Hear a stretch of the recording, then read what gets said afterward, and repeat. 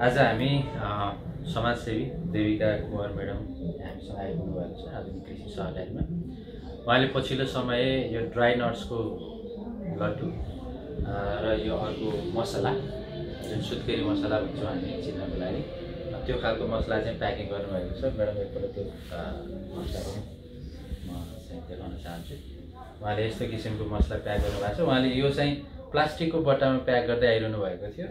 त्यसपछि यो हाम्रो प्रोडक्टको बारेमा जानकारी प्राप्त भइसकेपछि उहाँले चाहिँ अब यसलाई यो प्लास्टिकको बट्टामा होइन यस्तो खालको यो बायोडिग्रेडेबल प्रडक्ट जुन मकैको खोस्टाबाट बनेको छ, स्वास्थ्यको लागि एकदमै हाइजेनिक छ।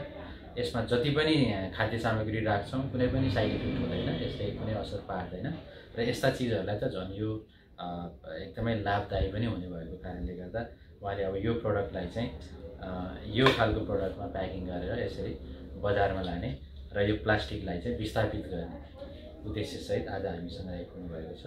म्याडमलाई आधुनिक कृषि सहकारीमा स्वागत छ र यो प्रडक्ट चाहिँ हामी आधुनिक कृषि सहकारीको तर्फबाट म्याडमलाई हस्तान्तरण गर्न चाहन्छौँ र यसको बारेमा पनि म्याडमले 2 शब्द भन्नको लागि अनुरोध गर्छु। सम्पूर्णमा नमस्कार। मेरो नाम देविका कुमार। म चाहिँ अहिले आफ्नो खाली समयलाई सदुपयोग गर्दै मैले यो सुत्केरी मसला अनि त्यसपछि ड्राई नट्सको लड्डुहरू बनाउने गर्छु र यो मेरो सामान जुन हेल्थको लागि अति लाभदायक छ। यो सामान चाहिँ मैले प्लास्टिकको बट्टामा मिसाएर दिनुपर्दा चाहिँ अलिकति असिलो महसुस भइरहेको थियो कस्तो ग्राहकहरू मार्फत पुऱ्याउँदा। अहिले चाहिँ मलाई चाहिँ यो सरले मलाई फेसबुकमा कमेन्टमा यो मेन्सन गर्नुभयो, यो फोटो पनि पठाउनु भयो।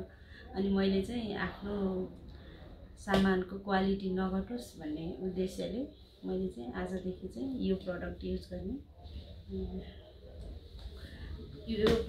गर्ने सोचेको छु र अहिले म यो प्रडक्ट लैजाँदैछु र म जस्तै हजुरहरू पनि यस्तो अर्ग्यानिक वस्तुहरू उत्पादन गर्नुहुन्छ भने सबैजनाले सकभर चाहिँ आफ्नो प्रडक्टलाई नबिग्रियोस् भन्नको लागि यो प्लास्टिक रहित वस्तु र यो मकैको खोस्टाबाट बनेको यो चाहिँ सबैजनाले युज गरिदिनु न हार्दिक अनुरोध गर्दछु र यो आधुनिक कृषि सहकारी संस्थालाई पनि यस्तो राम्रो राम्रो प्रडक्ट बजारमा ल्याउने जुन जमर्को गर्नुभएको छ उहाँलाई धेरै बधाई र धेरै शुभकामना।